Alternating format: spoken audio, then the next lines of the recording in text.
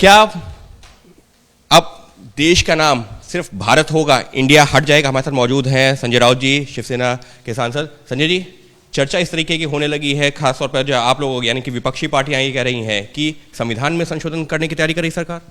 देखिए, सरकारें आती है चली जाती है, प्रधानमंत्री राष्ट्रपति आते हैं चले जाते हैं, राजनीतिक दल भी आते हैं चले जाते हैं, लेकिन ये देश जो है, ये देश हम लोगों ने नहीं बनाया है, पॉलिटिकल पार्टी ने नहीं बनाया है। जो प्रधानमंत्री होते हैं उसने देश का निर्माण नहीं किया है, आपने इस देश के लोगों ने चुन कर दिया है, इसलिए आप प्रधानमंत्री है। तो आप देश के अस्मिता प्रतिष्ठा के साथ खिलवाड़ मत करिए। संविधान में देश है और संविधान में इंडिया भी है, भारत भी है।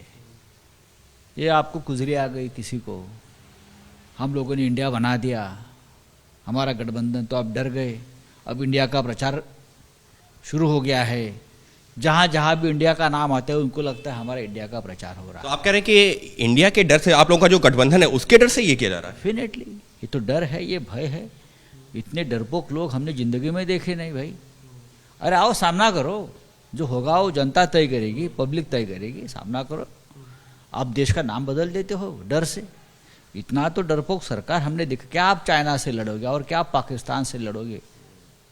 लेकिन सर, अभी तो आधिकारिक तौर पर ऐसी कोई बातचीत भी नहीं हुई है, तो आप लोगों को आशंका क्यों लग रही है कि अभी, क्योंकि सरकार की तरफ से आधिकारिक तौर पर कुछ नहीं कहा जा रहा है कि ऐसा ये प्रेसिडेंट ऑफ भारत बना दिया है, president of prime minister of Bharat बना दिया है। ये तो शुरुआत है, ये टेस्ट कर रहे हैं क्या होगा देश में।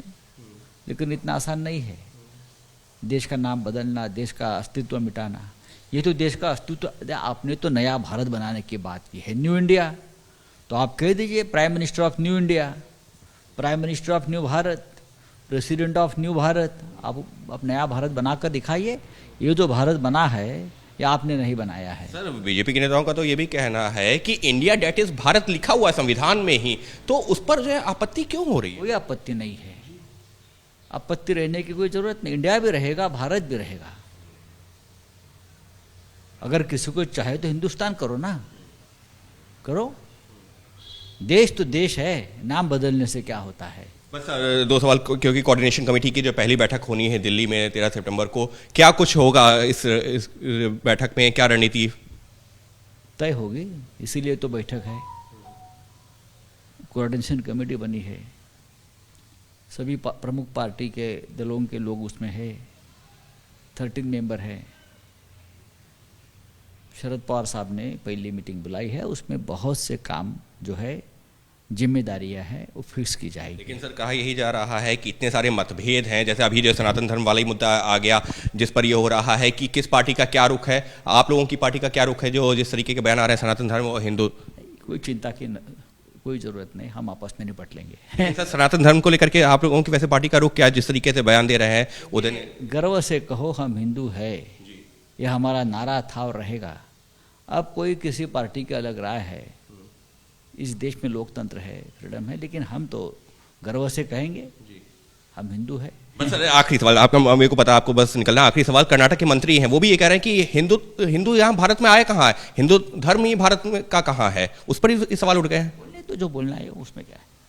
यानी साफ तौर पर संजय राउत साफ तौर पर ये कहते हुए कि इंडिया जो गठबंधन बना है उससे डर करके भारत नाम का इस्तेमाल हो रहा है। भारत भी रहना चाहिए, इंडिया भी रहना चाहिए, संविधान में इस बात का जिक्र किया गया है, और ये सिर्फ मोदी सरकार में खौफ है गठबंधन का, जिसकी वजह से लिए जा रहे हैं इस तरह के फैसले।